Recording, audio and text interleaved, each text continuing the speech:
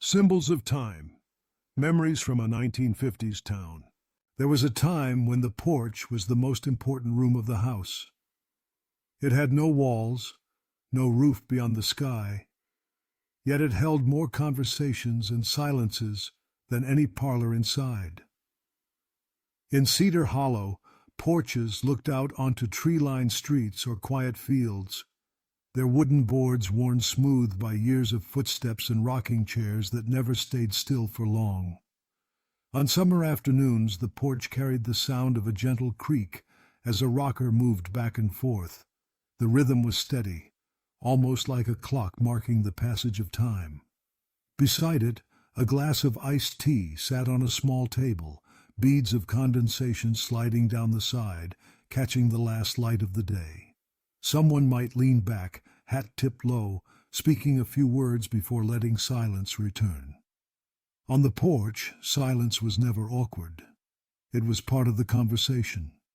Children played nearby, their laughter carrying across the yard. But the porch was where adults gathered to slow down. Stories were told in fragments, never rushed, sometimes trailing off halfway before both speaker and listener sat content in the quiet. A neighbor walking past might pause to lean on the railing, exchanging greetings and bits of news before continuing down the lane.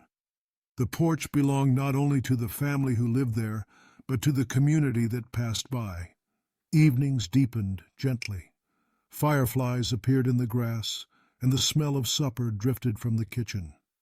From one porch came the sound of a radio playing softly, its music joining the night air like another neighbor settling in. Rocking chairs kept moving, conversations faded, and children were called back inside, their bare feet thumping across the steps. The porch held more than talk. It held memory. It remembered the young couple who sat there in courtship, whispering promises into the dusk. It remembered the father who polished his shoes on its edge before leaving for work, and the grandmother who shelled peas into a bowl while humming hymns. Its boards carried the weight of joy and grief, the laughter of birthdays and the quiet of mourning. To sit on a porch in the late afternoon was to join something larger than oneself. It was to feel the rhythm of the town breathing together, one slow creak of wood at a time. The porch did not ask for attention, but it gave a gift, the sense that life, in its simplest moments, was complete. At the edge of Cedar Hollow's park stood an oak tree, older than most of the houses in town. Its branches reached wide, sheltering the grass below in a canopy of green each summer and scattering golden leaves in autumn. The bark was rough, grooved deeply with years, and at its base the roots curled like ancient hands, holding the earth in place. To the people of Cedar Hollow, the oak was not only a tree, it was a companion, a witness, and a keeper of stories. Children claimed it first. They clambered up its low branches, legs swinging as they dared each other to climb higher. Games of tag often ended at its trunk, where it became a fortress or a castle, depending on the imagination of the day. In summer, swings made from rope and wooden planks hung from its limbs, carrying the squeals of children into the warm air. To them, the oak was not a landmark. It was a playground, always waiting. Teenagers left their mark more quietly. On shaded afternoons, boys and girls carved initials into the bark, pairing letters with crooked hearts. Some of those carvings faded with time, the bark swallowing them slowly, while others remained visible decades later, reminders of young love that once felt eternal. Beneath its branches, first kisses were stolen, secrets were whispered, and promises were made, some kept and some forgotten. For older generations, the oak carried heavier memories. Soldiers home from the war leaned against its trunk, telling stories only half aloud. Families gathered in its shade during picnics, spreading blankets on the grass while watching children race in circles. On hot days, men rested beneath it, hats tilted back, as if the tree itself offered permission to pause. The oak stood through storms, its limbs bending but rarely breaking. In winter, bare and stark against the gray sky, it seemed a monument to endurance. Each spring buds returned, reminding the town that renewal was always possible. People often said the tree knew more about Cedar Hollow than any person, and in a way, it was true. It had seen generations come and go, carrying their laughter, their tears, and their names carved into its skin. When townsfolk passed the oak, they often slowed their steps. Some stopped to touch its bark, others only glanced up at its branches. No one ever doubted that the tree would still be there tomorrow, yet everyone understood that it carried the past within it, a living reminder that time could change much, but not everything. The old oak tree was more than wood and leaves.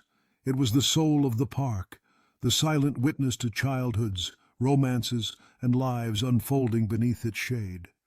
For Cedar Hollow, it was proof that memory could take root and grow tall enough to shelter a town. In nearly every home of Cedar Hollow, tucked away in an attic or hidden inside a drawer, there seemed to be a small tin box. It was never bought for its beauty. Most had once held biscuits, tobacco, or sewing needles, their bright labels faded by years. Yet inside, they carried more than their original purpose. They carried memory. Children often discovered these boxes by accident. Climbing into the attic or rummaging through a trunk, they would lift the lid to find treasures that looked ordinary to anyone else.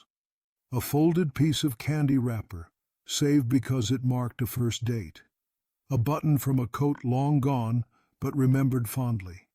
A photograph curled at the edges, the faces smiling in a way that spoke of days no one wanted to forget. Thin letters written in fading ink, some never sent, lay folded as carefully as if they still held breath. Each item was small, almost fragile, yet together they told stories larger than words. A train ticket spoke of journeys. A ribbon spoke of dances. A pressed flower carried the scent of a summer that had passed decades earlier. The tin box held what memory alone could not be trusted to keep. Parents rarely spoke of these things, but when asked, they would sometimes lift an object from the box and smile faintly. A father might say nothing at all, only rub his thumb across the paper until silence told the story.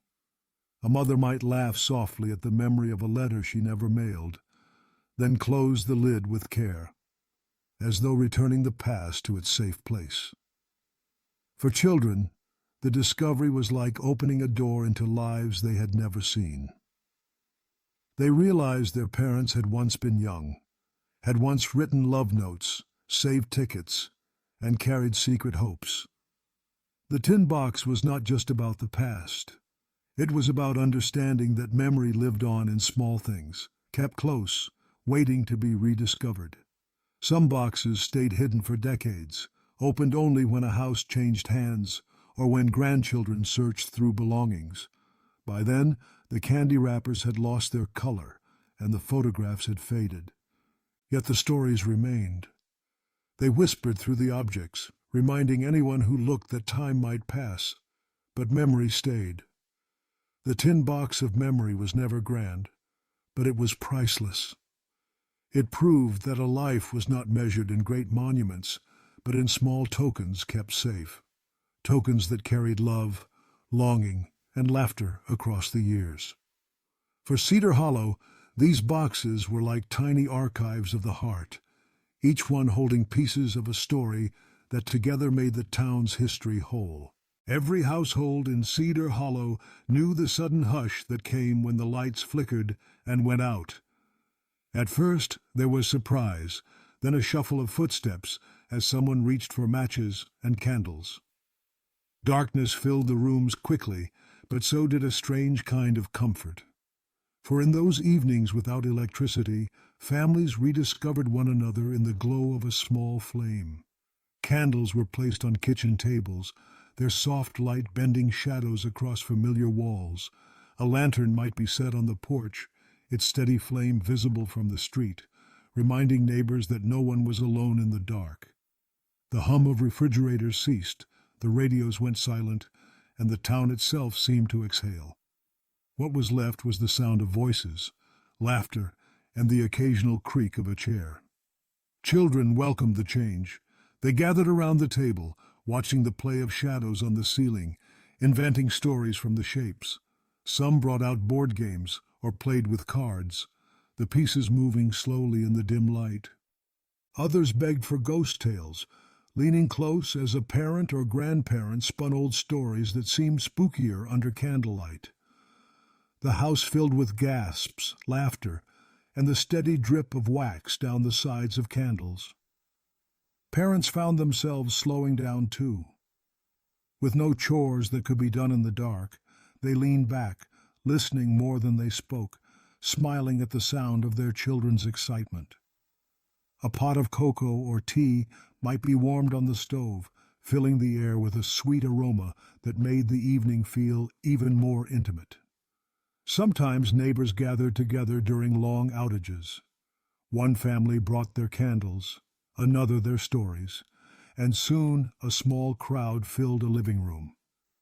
The conversation stretched into laughter, and the hours passed without anyone noticing.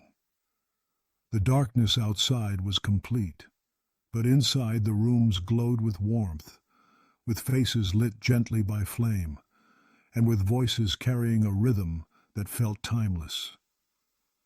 When the electricity returned, the sudden brightness often startled everyone. Radios hummed again, refrigerators clicked back to life, and lights shone harsh against eyes that had grown used to the soft glow. Children groaned at the return of bedtime. Parents rose reluctantly to put the house back in order. Yet more than once, someone left a candle burning just a little longer, unwilling to let go of the magic that the dark had given. Evenings by candlelight were never planned, but they were remembered. They taught families that connection did not need screens or noise, only presence. They reminded Cedar Hollow that sometimes the power of memory came not from what was added, but from what was taken away. In the absence of light, the glow of togetherness was brighter than anything a bulb could offer. Cedar Hollow carried its history not in books or monuments, but in small symbols that lived quietly alongside its people. A porch where conversations faded into silence, an oak tree that held the laughter of children and the initials of young lovers, a tin box that guarded forgotten treasures, and evenings when a single candle made a whole family glow. Each was simple, yet each carried weight. The porch taught the value of stillness, reminding neighbors that silence could speak as much as words. The oak tree stood as a witness to generations, its branches reaching across time as surely as across the park. The tin box of memory proved that life's truest treasures were often fragile and small, kept close to the heart rather than displayed. And the candlelit evenings revealed that in the absence of noise and light, people rediscovered the strength of presence. Together, these symbols formed the language of the town. They whispered that memory does not belong only to great events, but to the smallest details of daily life. They showed that what lasts is not the rush of progress, but the steady rhythm of belonging, of families gathering, of neighbors leaning close. For those who remember Cedar Hollow, these symbols remain alive. They remind us that even as time moves forward, the essence of a place, a family, or a childhood can be carried within us. A porch creak, an old tree, a box of keepsakes, or a flicker of candlelight may be all it takes to bring back an entire world. And so the town endures, not only in its streets or buildings, but in these timeless signs. They are the heartbeat of memory, the quiet proof that what seems ordinary today may one day become the most cherished reminder of all.